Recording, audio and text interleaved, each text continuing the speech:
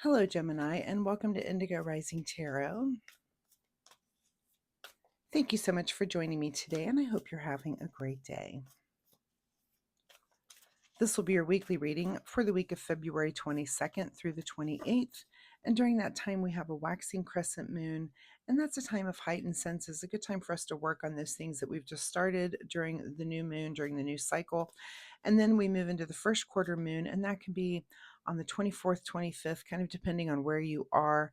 And that's a period of time where you might feel impulsive and impatient. Maybe your mind's a little active. It's really hard to get things done or concentrate. So hang on to, try to get yourself through that, because then we do move into the waxing gibbous energy. And of course, that's a little calmer, a good time for a deeper understanding and outlook, a time to, show that you can be flexible and make adjustments on those things that we've just started for the new moon. So keep those moon energies in mind as we move through the week. This will be an intuitive general reading for energies that you may or may not encounter, Gemini. So, as always, please take what resonates and leave what doesn't for someone else.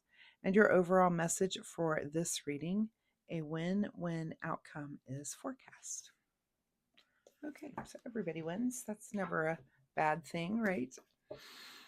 As I'm shuffling, my fun weekly reminder this week is that you notice the world around you when it comes to synchronicities. So, this could be an animal that you encounter, and in that case, it's not your pets normally, but maybe an animal that you don't see every day, a different kind of bird, or an animal. I know I've seen coyotes, or I might see a fox now and then, or those kind of animals. And if I see an animal like that, it makes me think to really look up their attributes if I don't know it, and to use those in a situation that's going on in my life. So that's how I use that. But other synchronicities might be numbers or repeating numbers that you're seeing. It could be something that you overhear in a song or a conversation that has something to do with something going on in your life. It's just like these little breadcrumbs and little hints. So pay attention to those. That is the way the universe offers you clarity on your unique path. And if you're paying attention to that language, it is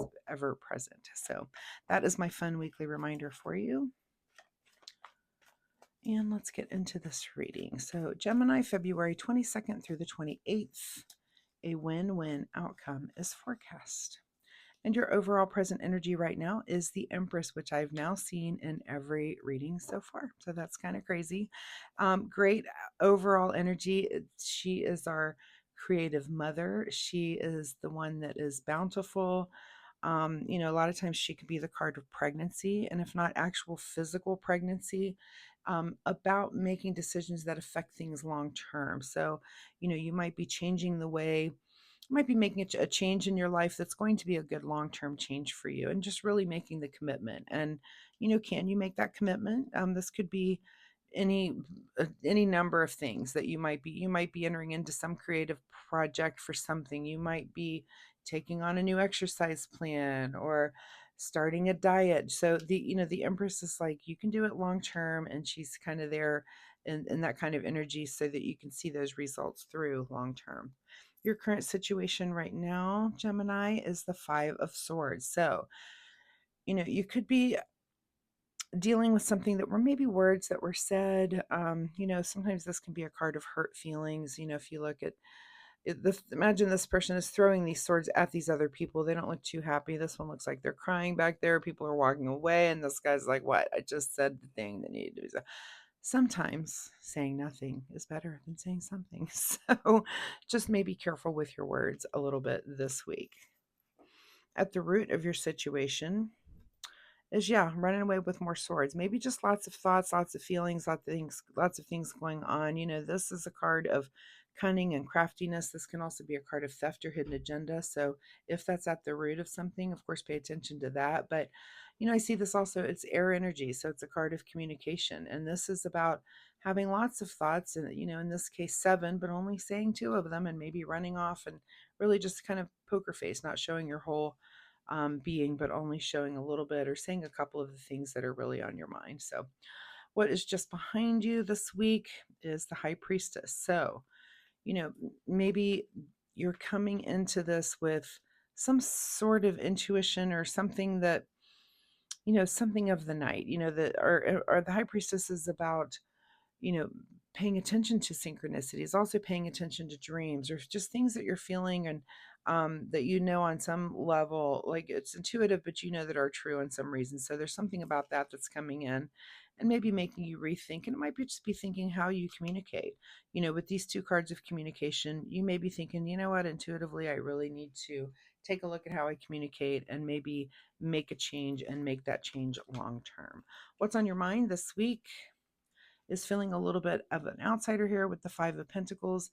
And, sometimes that, if that's not in a material way, I call that the comparison card. It's like comparison is the thief of joy. And if you are comparing, of course, that does kind of make you feel like an outsider, especially materially. If you're like, of course, if you're comparing yourself to someone who has more than you but you're really not supposed to do that, right? And it does steal your joy. We're supposed to be thankful for what we have.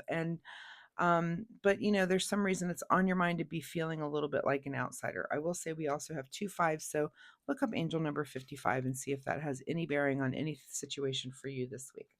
What is just ahead of you this week? Ace of Cups. So, if there were bitter words or bitter things that were said, now we're going to move into this open flowing heart, and maybe this is an apology that comes out. Sorry, I didn't mean to say that. I didn't. And be sincere about it, right?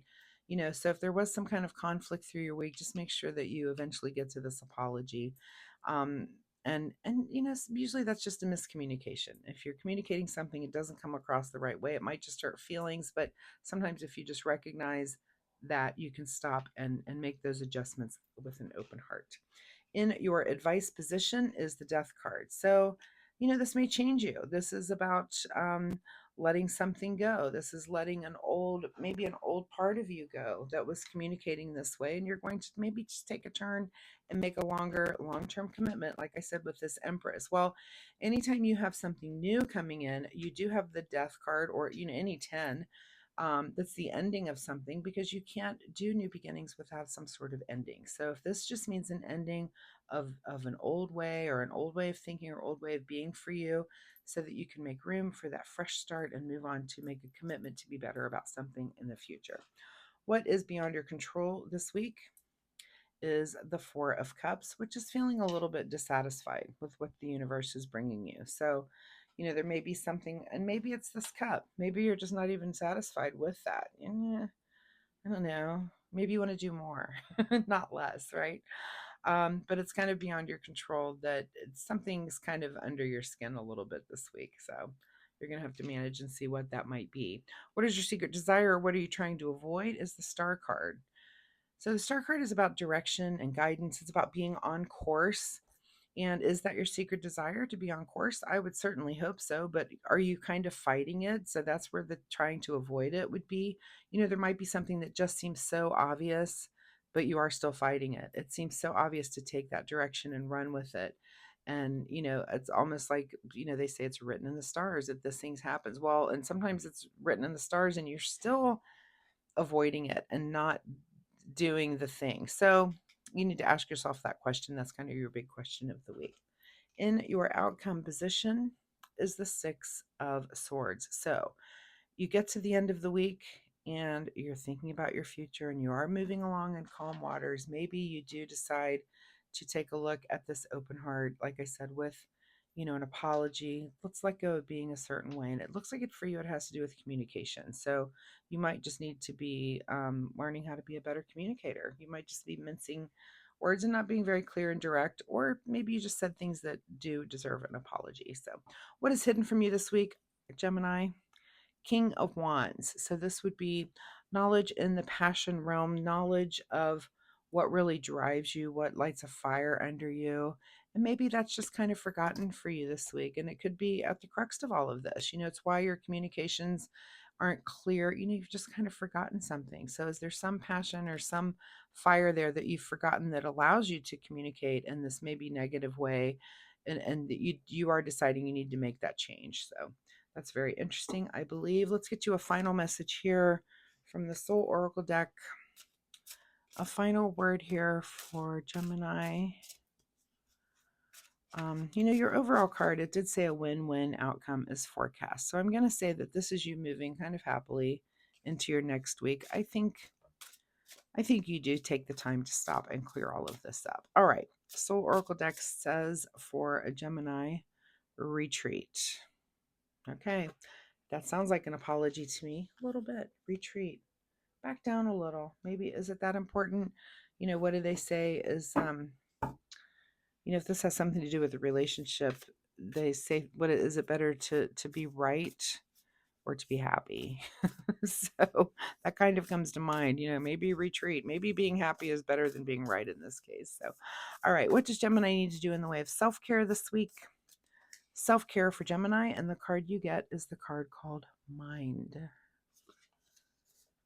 You are the master of your inner world, and you decide how the outer world affects you. Cultivate a calm inner state. Calm inner state might lead to happier communications. And if you can commit to that and let some part of you go that maybe isn't very calm, make that commitment. Maybe you can move to communicating better. I would think about this apology so that you can move into your week in a happier manner. So, Gemini, thank you so much for being here. I do appreciate your time here with me. I hope there's something in this reading that you can take away and use in your life in a positive way this week. If you're comfortable sharing, of course, drop me a comment down below. Let me know if anything here resonated, or if you have any questions, I'd be happy to answer those. Also, if you like my reading style, hitting like and subscribe will get you back here next week, where we can see where this energy goes, if this continues, or if you have some new, completely new, different energy here for you next week. So thanks so much for being here, Gemini. Good luck with all this, and I'll see you next time. Bye-bye.